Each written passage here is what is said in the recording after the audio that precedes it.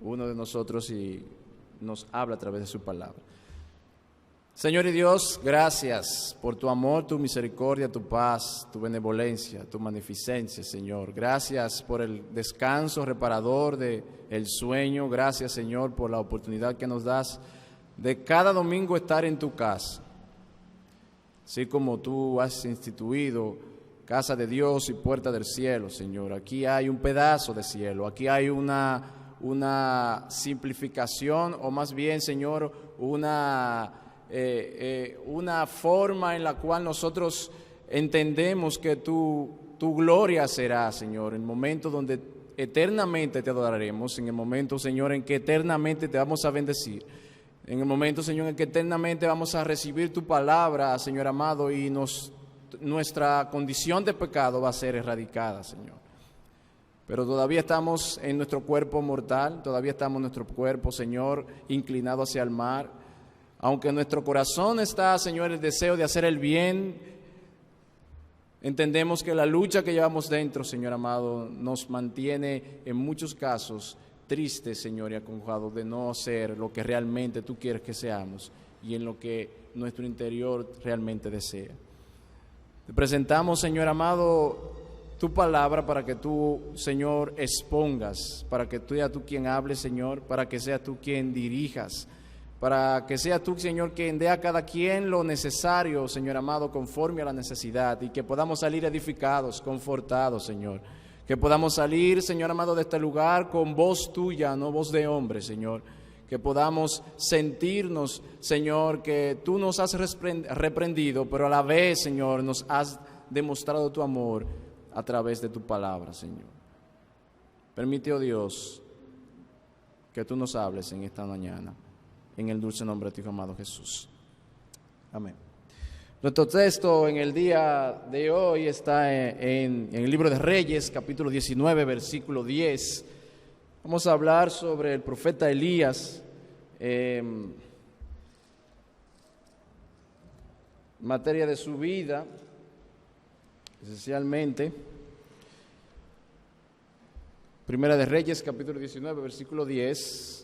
Dice de la siguiente manera: estando Elías escondido en una cueva, vino palabra de Dios diciéndole: ¿qué haces aquí, Elías? Y él respondió: he sentido un vivo celo por Jehová de los ejércitos, porque los hijos de Israel han dejado tu pacto, han derribado tus altares y han matado a espada a tus profetas. Solo yo he quedado y me buscan para quitarme la vida. Yo quiero que repitamos nuevamente este texto. Respondiendo, él dijo: he sentido un vivo celo por Jehová Dios de los ejércitos, porque los hijos de Israel han dejado tu pacto, han derribado tus altares y han matado a espada a tus profetas. Solo yo he quedado y me buscan para quitarme la vida. El sermón de hoy se titula Celos o celo por Dios. A modo de introducción, para nadie es un secreto que vivimos en un tiempo final, en un tiempo donde estamos viendo muchas cosas cambiando en el mundo.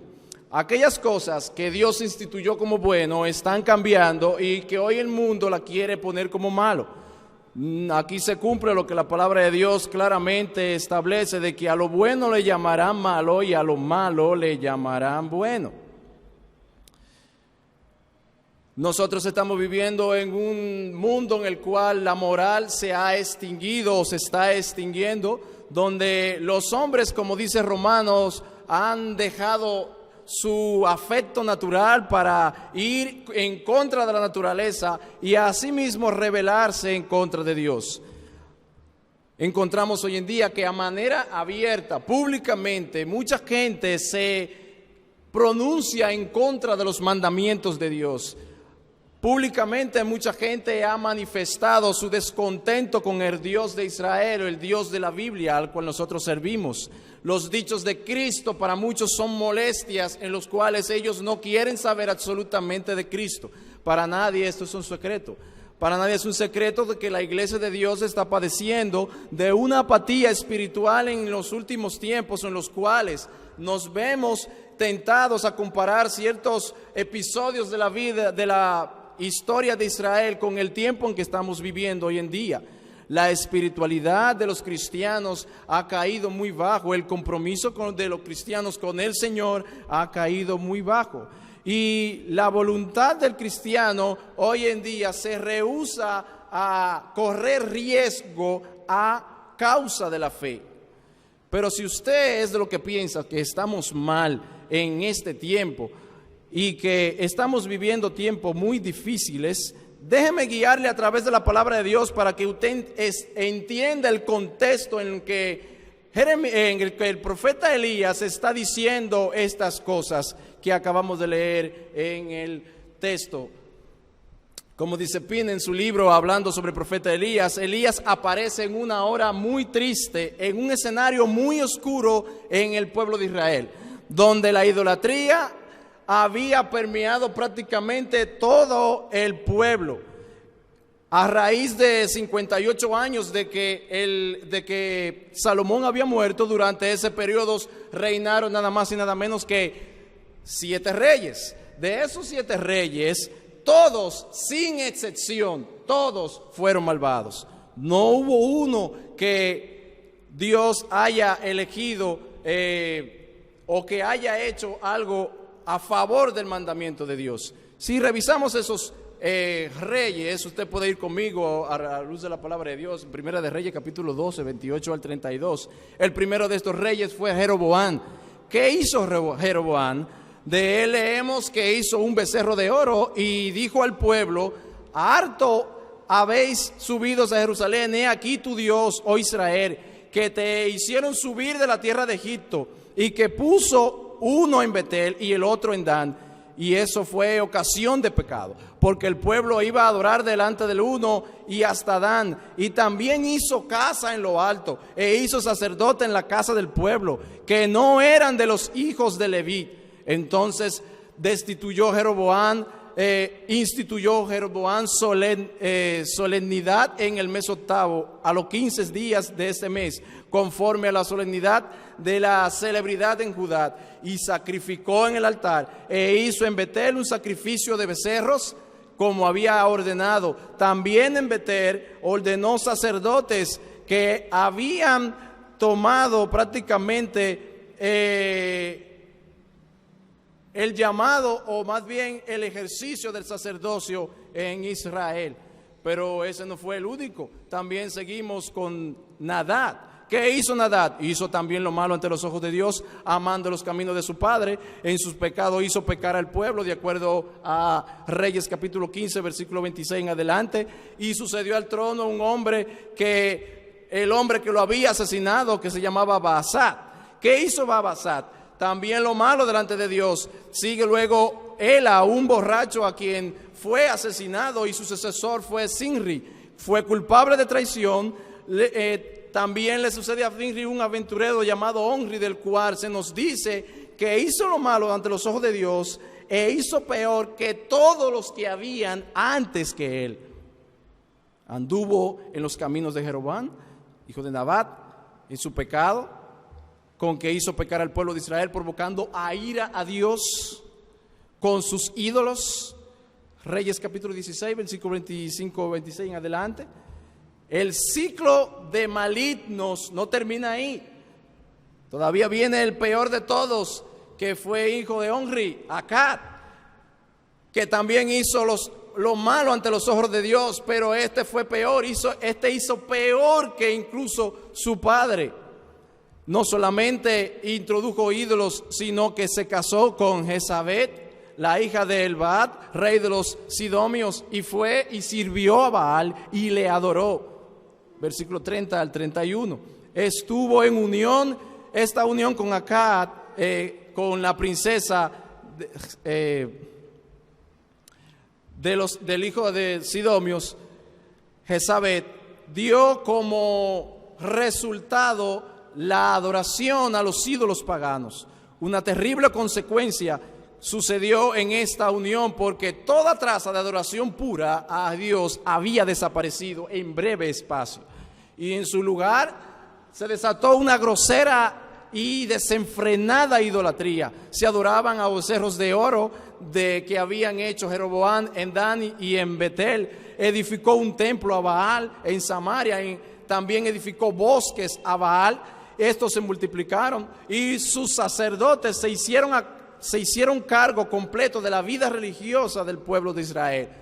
Se declaraba a Baal como Dios vivo y a Jehová como un Dios que había dejado de existir. E hizo también acá de un bosque y añadió haciendo provocar la ira de Dios más que todos los reyes que habían sido. Versículo 33. El desprecio de Jehová y la impiedad más descarada había alcanzado su punto culminante cuando, versículo 24, en su tiempo, y él de Betel reedificó Jericó. Esto era una afrenta contra el Señor, porque había un escrito y un juramento de Josué diciendo: maldito delante de Jehová el hombre que edifique o levante esta ciudad y reedifique la Jehová de Jericó. Y sus primogénitos se hinchen sus simientes y sus menor se sienten en sus puertas. Josué capítulo 6, versículo 26 en adelante. La reedificación de la maldita Jericó que Dios había maldecido era un desafío abierto ante Dios. En medio de esta oscuridad espiritual y desgracia moral apareció la escena del profeta Elías. En el reinado más impío de todos los reyes, el panorama no era bueno, el panorama era deprimente. A la luz de Dios se había extinguido, la voz del testimonio de Dios se había callado. Todo aquel que decía adorar a Dios y no a Baal era reo de muerte. Por eso derribaron sus altares y por eso mataron a espada a sus profetas, dice propiamente Elías. La muerte espiritual se extinguió y Satanás parece que tenía todo el control. En medio de este panorama de apostasía y del gobierno anti Dios, Elías siente un celo vivo por Dios. Esta palabra que prácticamente secularmente significa cuidado y diligencia e interés con que alguien hace una cosa que se le ha encargado. Otras descripciones de definiciones, como Pin dice en su libro, que la palabra quiere decir que es un hombre que se tomaba en serio la gloria de Dios para él y que la gloria de Dios y su nombre era más importante que todas las cosas que había en el mundo. Así que Elías debió sentirse muy afligido.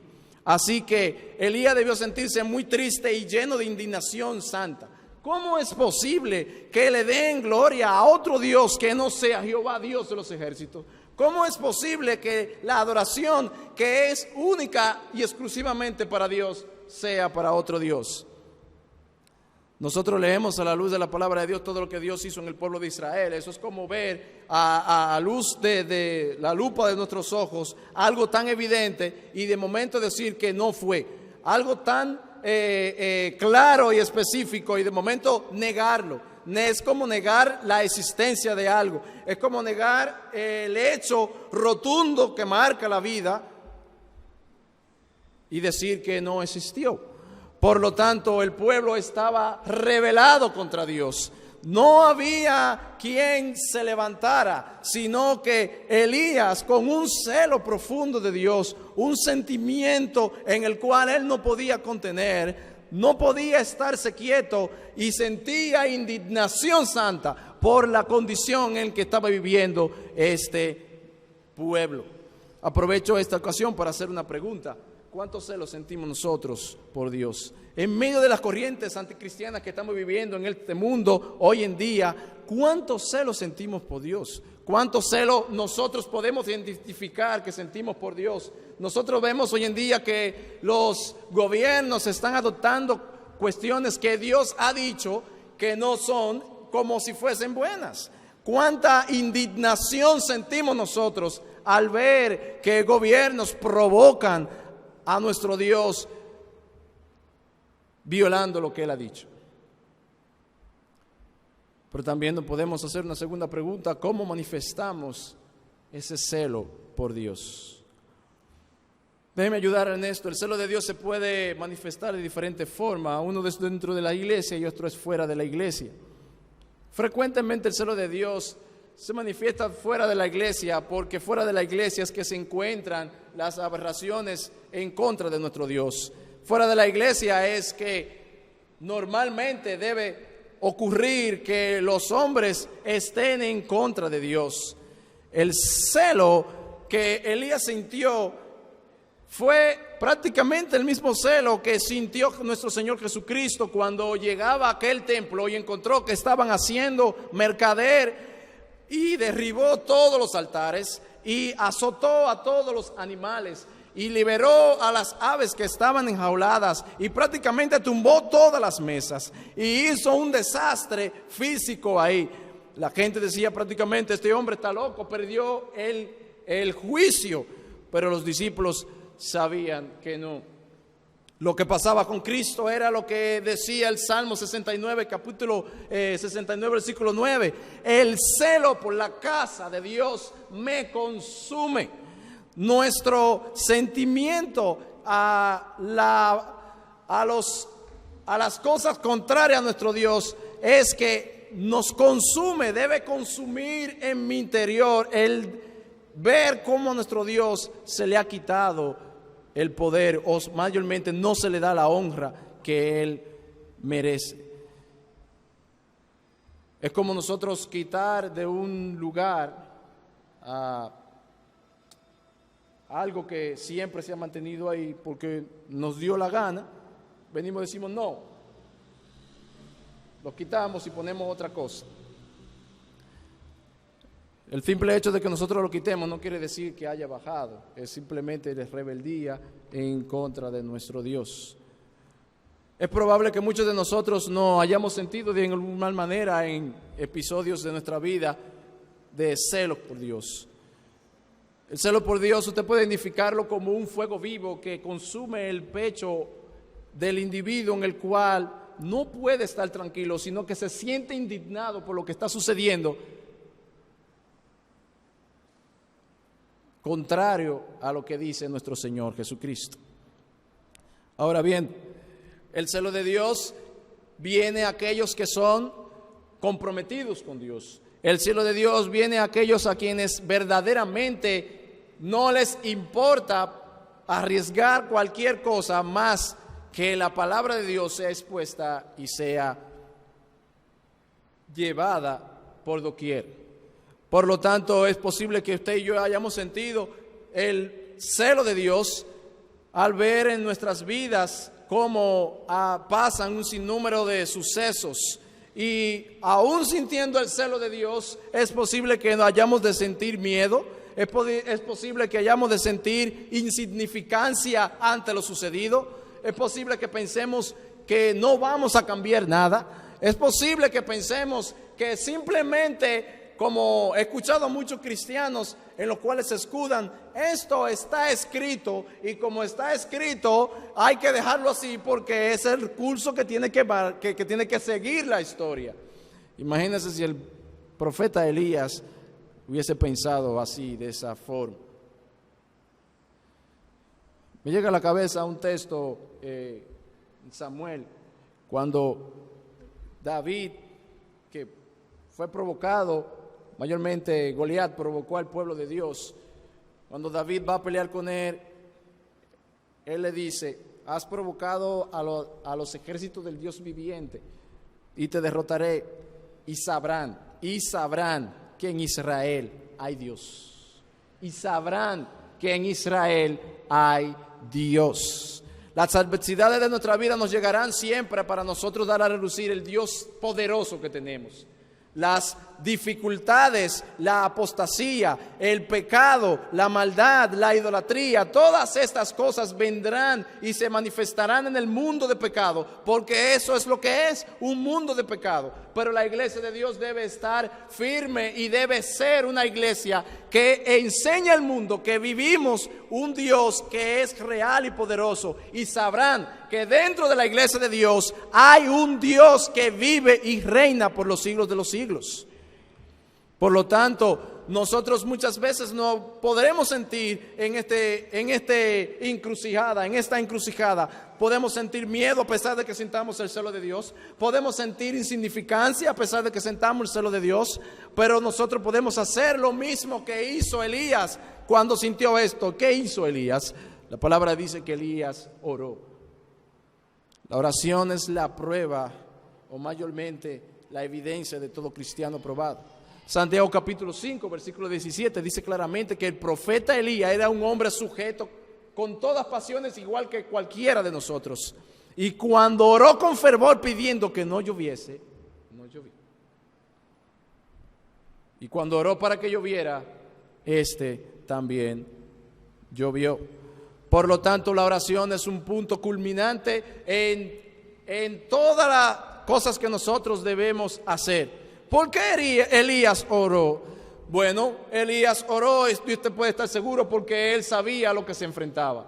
Él sabía que era insignificante. Él sabía que no tenía poder militar ni poder físico. Él sabía que no era un hombre de guerra. Él sabía que no era un hombre, y mayormente a su enemigo, al quien se enfrentaba, tenía todas las condiciones humanas para extirparlo y desgarrarlo y sacarlo y dejarlo decapitado si fuese posible, y echarle su cuerpo a los animales. Elías oró buscando el favor de Dios y sabiendo en su palabra que lo que él estaba orando estaba de acuerdo a la palabra de Dios. Usted puede ver esto en Deuteronomio capítulo 11, versículos 16 y 17, que dice claramente: guardaos pues, que vuestro corazón no peque, y se aparte y sirváis a dioses ajenos, se inclinen a ellos. Así se encienda el furor de Jehová sobre vosotros, y cierre los cielos, y no haya lluvia, y la tierra no dé su fruto. Este es el delito por el cual Elías sabía que Dios debía enjuiciar el pueblo de Israel.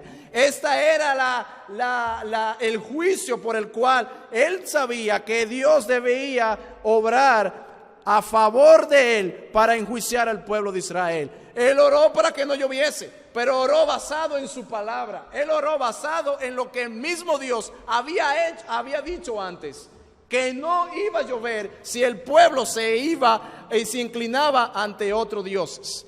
Ya prácticamente Elías tiene la mitad del pleito ganado, pero no se queda aquí. Ahora el profeta tiene que anunciar lo que Dios ha dicho. El profeta tiene que ir donde Acab y anunciar la palabra del Dios viviente. Y esto no era nada fácil. Estamos hablando de un hombre montañés. Estamos hablando de un hombre que prácticamente era rústico, y estamos hablando de un rey despiadado al cual le complacía matar a todo aquel que estuviera en contra de su Dios. Y su esposa Jezabel había matado un sinnúmero de profetas para instalar sus profetas a donde ellos a que va el profeta Elías. La Biblia no da detalles cómo Elías llegó ahí. La Biblia no da detalles cómo Elías llegó hasta este momento. La Biblia no da detalle qué iba pensando Elías en el camino. La Biblia no da detalle alguno cómo se sentía Elías al ir delante de ellos.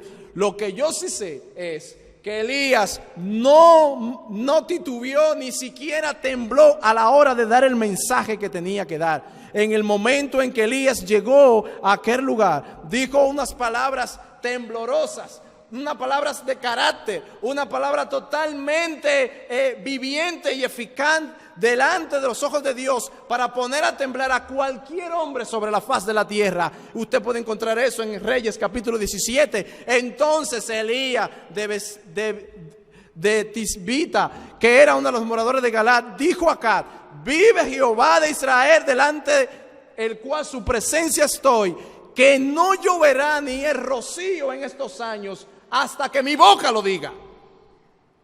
Vive Jehová en cuya presencia estoy, no lloverá Acab. Esa es la consecuencia, porque inclinaste al pueblo a adorar dioses ajenos. No lloverá hasta que mi boca lo diga. Yo no sé cuál fue la actitud de acá cuando escuchó palabras como estas, pero yo no sé tampoco cómo Elías salió de aquel lugar. La palabra dice que él salió, no especifica cómo salió, pero en realidad estas son palabras contundentes y desafiantes ante un gobierno que prácticamente lo tenía todo controlado. No lloverá hasta que mi palabra lo diga, de acuerdo a lo que ha dicho nuestro Señor Jesucristo. Amados hermanos, desafiando la muerte, desafiando los peligros más inminentes del gobierno que no quiera saber de nuestro Dios, desafiando el hombre más fuerte, el hombre más temerario, el hombre más implacable del mundo completo, el hombre más poderoso del mundo, el juicio de Dios debe ser anunciado. El juicio de Dios debe ser expuesto. Deben saber que hay un Dios viviente que juzgará a los vivos y que juzgará a los muertos. Ellos deben saber que Dios no dará por inocente al culpable. Ellos deben saber que hay un Dios todopoderoso, tardo para la ira, pero también grande en misericordia. Cueste lo que cueste, aunque tengamos que perder el pellejo. No hay por qué callar. Si verdaderamente creemos en un Dios todopoderoso, si verdaderamente creemos en un Dios que cambia las cosas y que desafía a quien tenga que desafiar porque Él es más grande que todo el mundo, no debemos callar. No debemos callar. El celo de Dios nos invade y no podemos callar lo que hemos oído y visto de nuestro Dios. El celo de Dios nos invade y no podemos callar lo que hemos sido ante los ojos de Dios, que antes éramos esclavos y que ahora somos libres, que antes éramos esclavos del pecado, reos de muerte, y que Él nos salvó y nos ha dado vida eterna. No podemos callar ni dejar de decir lo que hemos visto y oído. No importa las consecuencias que vengan, no importa que el mundo tenga que erradicar a los llamados cristianos, siempre habrá voz de Dios. Siempre habrá hombres que se levanten en el nombre de Jesús y hablen como habló Elías y digan lo que tengan que decir en el nombre de Elías. Aunque tú adoras a otro Dios, aunque tú quieres imponer tu Dios, hay un Dios en el cielo que tiene todo controlado y que Él hizo el cielo y la tierra y todo lo que en Él hay. Y aunque tú te rebeles contra Él, no tienes el poder. Él va a hacer lo que tiene que hacer y no lloverá hasta que Él lo diga. No lloverá sobre la faz de la tierra. Su palabra se cumple al 100% y ella nunca volverá atrás vacía. Nosotros podemos ver en esta vida que siempre que la palabra de Dios es expuesta, hay controversias. Siempre que la palabra de Dios es expuesta, hay un descontento en muchas de las cosas que Él dice. Pero nosotros entendemos esto, es a raíz de nuestro pecado. Nosotros entendemos esto es una consecuencia de nuestro pecado. Nosotros entendemos que la palabra de Dios dice cosas que nosotros no queremos escuchar. Nos manda a hacer cosas que no queremos hacer. Nos dice lo que realmente somos y no nos gusta. Ella nos dice y nos toma una fotografía de lo que realmente somos. Hombres y mujeres implacables, de inclinación hacia el mal. Hombres y mujeres que solamente vamos en deleite del pecado. Pero Dios nos ha salvado de ahí. En esta semana tenía una conversación con algunos compañeros de trabajo en una aula y había uno de ellos que me decía, es que yo no concibo eso de que alguien nazca pecador. Es que yo no concibo eso, es que yo no puedo entender eso de que alguien nazca pecador. ¿De qué pecado usted me está hablando? Cuando hay inocencia, ¿de qué pecado usted me está hablando? La palabra de Dios es enfática y dice que cuanto todos pecaron están destituidos de la gloria de Dios. Él me decía, yo no entiendo eso. No entiendo eso. Están todos destituidos de la gloria de Dios porque pecaron. ¿De qué pecado? Esta es la actitud del que muchos asumen, es la actitud del que muchos asumen cuando escuchan la palabra de Dios. Pero no importa cuán difícil sea, no importa cuán valiente tengamos que ser para poner en boca la palabra de Dios a pesar de las consecuencias. La palabra también nos alienta y nos dice, claramente, mas el justo está confiado como un leoncillo, de acuerdo a Proverbios 28, capítulo 1. A los que están bien con Dios no le desaniman las dificultades, ni tampoco les afrentan los peligros. No temeré a 10 millares de pueblos que pusieren cerco contra mí, de acuerdo al Salmo 3. Tal es la bendita serenidad de aquellos cuya conciencia están limpias de delitos. Lo menos que usted y yo podemos lograr, exponiendo la palabra de Dios, es que nos maten. El apóstol Pablo dice que el vivir era Cristo y el morir era ganancia. El problema de hoy en día es que el cristianismo se ha enfrascado en el humanismo y el yo ha sido puesto más alto que cualquier otra cosa, y es una cosa muy grande para mí o para alguien que muera por Cristo, cuando en el Medio Oriente esto es prácticamente lo mismo.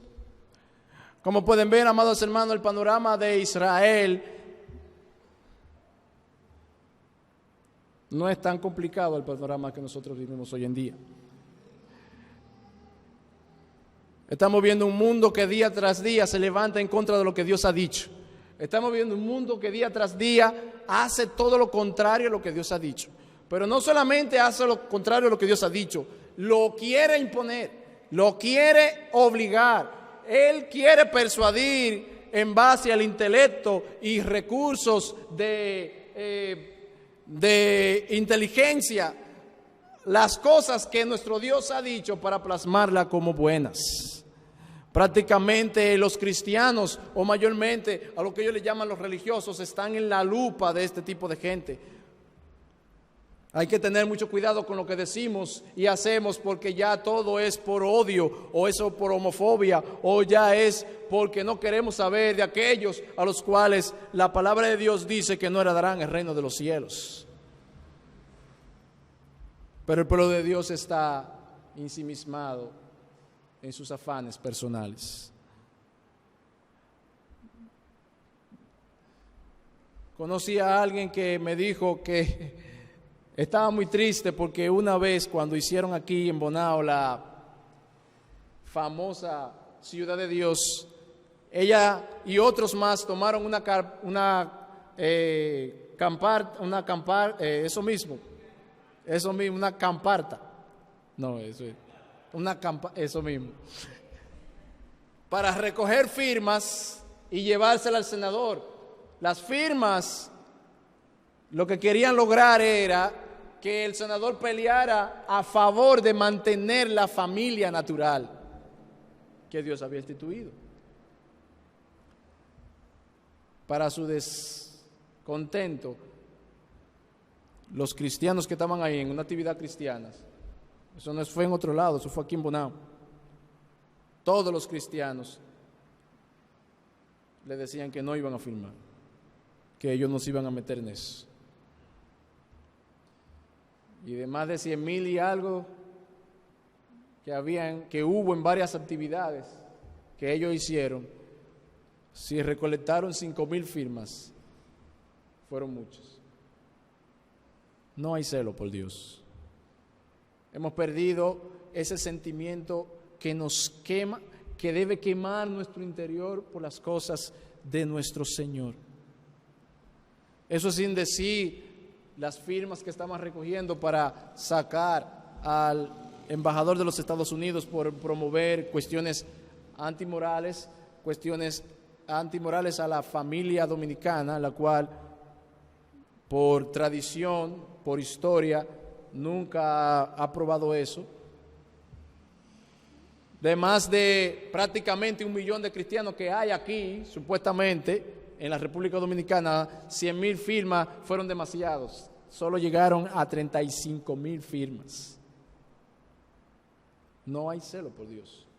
Su pastor me dijo la otra vez que cuando estaban en esos movimientos, varios de esos pastores, incluso de la convención de nosotros, citaron a muchos hermanos para ir y hablar al Congreso con otros hombres que tenían que ver con los poderes Y prácticamente ellos sintieron una vergüenza grande porque cuando llegó la hora solamente estaban ellos. Sus trabajos eran más importantes, sus oficios personales eran más importantes.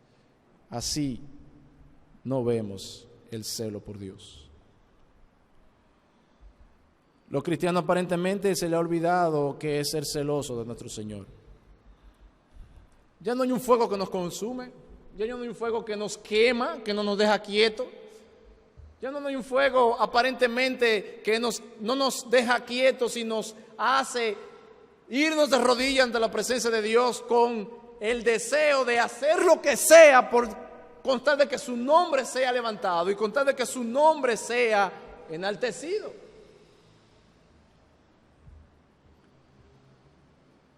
Había muchos profetas que estaban escondidos cuando Jezabel empezó a matar a todos los profetas en aquel entonces, por miedo a la muerte. Incluso el mismo Elías huyó en un momento determinado cuando derribó a los profetas, 450 profetas de Baal, en aquel entonces cuando el Señor hizo descender fuego del cielo y quemó el altar. Él agarró y mató a los profetas de Baal, y cuando Jezabel se enteró de eso, le dijo prácticamente: voy por tu cabeza, y él salió corriendo, y estando en esa cueva es que el Señor habla con él y dice: ¿qué haces allí? ¿Qué haces ahí?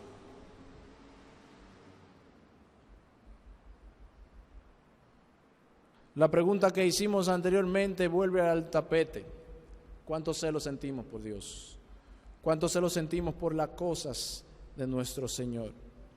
Nosotros queremos que nos vaya bien en todo lo que hacemos. Nosotros queremos que nos vaya bien, que nuestro Dios nos dé la protección de vida y adecuada, que nuestro Dios nos dé los beneficios de la salvación, que nuestro Dios nos dé los beneficios que derivan de la salvación en todo el transcurso. Pero no estamos viendo el tiempo en que nos ha tocado vivir. No estamos viendo el tiempo en el cual el Señor nos ha designado para que prediquemos con nuestro testimonio, con nuestras acciones, con lo que tenemos que hacer. No estamos viendo el tiempo en que el Señor nos ha dejado vivir para que le hagamos saber al mundo que aunque Él quiere ir en contra de nuestro Dios, todavía hay un Dios que vive y reina en su pueblo y que no va a dejar que su palabra sea pisoteada y que sus dichos sean tirados por la borda. El celo de Dios debe consumirnos hasta tal punto de que si tenemos que ir donde el presidente a decirle lo mal que le está haciendo ante los ojos de Dios, no debe haber temor. El celo de Dios debe consumirnos hasta el punto de que la muerte sea la muerte más gloriosa. Por lo tanto, no hay temor de recibirla. El celo de Dios debe consumirnos hasta el punto de que no podamos callar jamás de lo que hemos oído y visto de parte de nuestro Señor. ¿Cómo no negar de aquel que nos ha hecho tanto bien? ¿Cómo hemos de negar de aquel que nos ha hecho tanto bien? Al igual que Elías en su tiempo, nosotros estamos viviendo en un tiempo en el cual puede parecerse mucho al tiempo de Elías. Hasta entonces tenemos ciertas libertades. En aquel entonces Elías vivió un tiempo en el cual no había libertad. Todo el que hablaba en contra de Baal y a favor de Dios estaba muerto. Incluso él mismo tuvo que huir por varias ocasiones.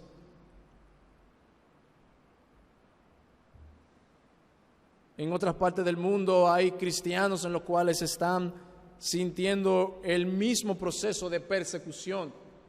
Y nosotros hemos olvidado el celo de Dios y nos hemos convertido en entes pasivos del Evangelio. Pasivos, prácticamente conformados con que vivimos en una cultura religiosa, cristiana, que todo el mundo sabe y conoce de parte de Dios. Se nos olvida que la palabra de Dios nos ha llamado a contender el Evangelio. Y esto de contienda no es nada sensible, estamos hablando de hacer enemigos. Usted va a ser enemigo por el Evangelio. No debemos callar. No podemos dejar que los necios hablen y nosotros quedarnos callados.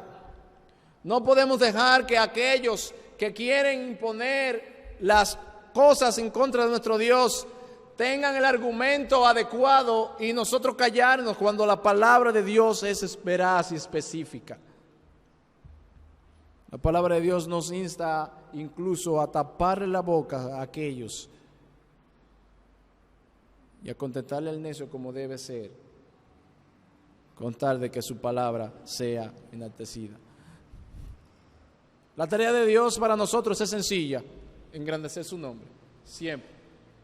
Engrandecer su nombre en el tiempo en que estamos de vivir, en el tiempo en que hemos de vivir, en la ocasión en donde hemos de vivir. Dar testimonio a raíz de todas las cosas que en nuestra honestidad, en nuestra moral, en nuestra forma de conducirnos, incluso en nuestra manera de hablar, para que ellos entiendan que hay Dios en Israel, que hay Dios en nuestros corazones, que hay Dios en su iglesia. Que la oración sea el ente eficaz para nosotros entender cuál es la voluntad de Dios, agradable y perfecta, y obrar en torno a ella. Por lo tanto, nosotros hemos de entender que aunque las dificultades no parezcan estar a nuestro favor, que aunque la situación no parezca estar a nuestro favor, como dice el libro de los Hechos, es mejor obedecer a Dios y no a los hombres. Es mejor estar en paz con nuestro Dios, aunque cerremos los ojos y nos vayamos de esta tierra, que en paz con los hombres y en enemistad con nuestro Señor. Estas son palabras desafiantes. Estas son palabras que nos llaman a incomodarnos, porque estamos muy cómodos en el momento en que estamos viviendo, en los cuales las cosas pasan, nos enteramos, pero no le damos mucha mente, porque hay muchas cosas que hacer a nuestro alrededor, hay proyectos personales por los cuales nosotros debemos seguir trabajando, etcétera, etcétera, etcétera, etcétera. Le damos un momentito, un tiempecito de pensamiento, pero luego eso se desvanece y seguimos nuestro camino, etcétera, etcétera, etcétera. Pero el celo por nuestro Dios cada día se hace menor en nuestros corazones, porque no somos capaces de ser hombres y mujeres temperamentales a la hora de tomar la decisión. ¿Cuántos celos sientes por Dios? ¿Cuántos celos tú sientes por tu Dios? ¿Cuántos celos siento yo por mi Dios? Es una pregunta que a raíz de este sermón queremos que nos la llevemos en nuestra mente. ¿Qué debemos hacer? ¿Cómo debemos obrar a raíz del celo de nuestro Señor? En lo que quede de nosotros no debemos ser pasivos. En lo que dependa de nosotros tenemos que ser diligentes. En lo que dependa de nosotros debemos obrar. En lo que dependa de nosotros, simplemente una firma.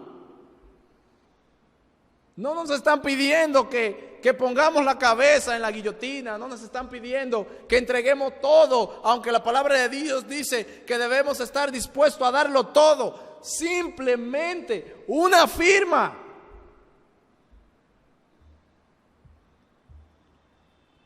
Es demasiado. Muchos cristianos no firmaron el documento para sacar al embajador porque decían que si lo firmaban no le iban a dar visa americana. Yo prefiero ganarme la visa al cielo y que no me dé la visa americana. Yo prefiero estar bien con mi Dios y mal con los hombres. Simplemente una firma. El mundo de hoy en día, llamado cristiano, ha llegado tan bajo y ha caído en una identidad tan oscura que ni siquiera una firma. Eso es decir, yo no estoy de acuerdo y punto. Callamos, callamos, callamos, callamos, callamos. Dice la palabra de Dios que si nos avergonzamos de Él, Él se avergonzará de nosotros. Pero yo sé que diciendo estas palabras, aquellos que no escatimaron y que no les importó si le dieran visa americana o no, pusieron su firma habrán de sentirse orgullosos porque hicieron lo que tenían que hacer, hicieron lo correcto que Dios le había mandado. ¿Cuántos celos sentimos por nuestro Dios? ¿Cuántos celos sentimos por su obra y por lo que Él ha puesto en nuestras manos? Señor y Dios, gracias por tu amor, tu misericordia, tu verdad, tu paciencia para con nosotros.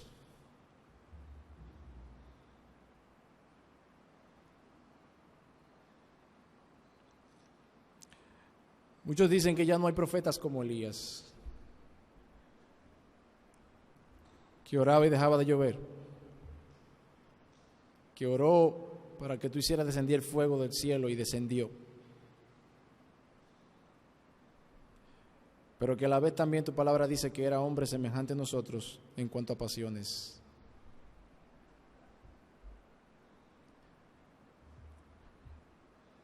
No tenemos que orar para que deje de llover, no tenemos que orar para que caiga fuego del cielo, pero sí podemos orar por lo que está sucediendo. Sí podemos orar por aquellos que se han levantado en contra de tu nombre, Señor. Sí podemos orar por tu pueblo, Dios, para que tú traigas avivamiento. Sí podemos orar para que tu celo nos consuma. Sí podemos orar para ver tu mano obrando, para ver tu poder sobre nosotros, para verificar ese Dios que es sobrenatural, haciendo cosas sobrenaturales en nuestras vidas. Ese Dios que es todopoderoso, derribando todo argumento de maldad a través de tu palabra puesta en nuestra boca, Señor. Permite, oh Dios, que podamos sentir el mismo celo que sintió Elías, que podamos hacer lo que él hizo, ir de rodillas, Señor, y orar, y a meternos en tu palabra, y a la luz de ella actuar, para actuar con el mismo carácter, con la misma confianza, con la misma determinación, no importando lo que suceda. Esto es lo que, Señor, lo que Jehová Dios ha dicho. Y aunque no sean palabras de aliento, y aunque no sean palabras, Señor amado, de amor, sino palabras de juicio, que no les va a caer nada bien a nadie, aún así, Señor amado, no podamos tener temor a la hora de decir lo que tenemos que decir de parte tuya, oh Dios. Si tu palabra dice, quienes no heredarán el reino de los cielos, aunque se sientan mal, es tu palabra que lo dice. Si tu palabra dice, Señor, que odias y que detestas el pecado, es tu palabra quien lo dice, aunque muchos se sientan mal, aunque yo me sienta mal. Pero tu palabra es lo que debe reinar en nuestros corazones y en nuestra boca. Permite, Dios, que esta iglesia, además, las demás iglesias, Señor, que también oramos por ella, sean iglesias comprometidas contigo, Señor. Hombres y mujeres valientes que no escatiman esfuerzo con tal de que tu nombre sea enaltecido, Señor. Hombres y mujeres valientes, Señor amado, en el cual no les importa lo sucedido, ni las dificultades, ni el hambre, Señor, ni las persecuciones, ni incluso la muerte, a costa, Señor, de que tu nombre sea enaltecido. Para ti vivimos y tú eres nuestro Dios. Por ti estamos de pie. Cuando cerremos nuestros ojos, habremos de abrirlo en aquel momento, Señor amado, cuando tú vayas a llevarnos a tu presencia y podamos ver que hemos hecho lo que debimos hacer. En el dulce nombre de tu Hijo amado Jesús. Amén y amén.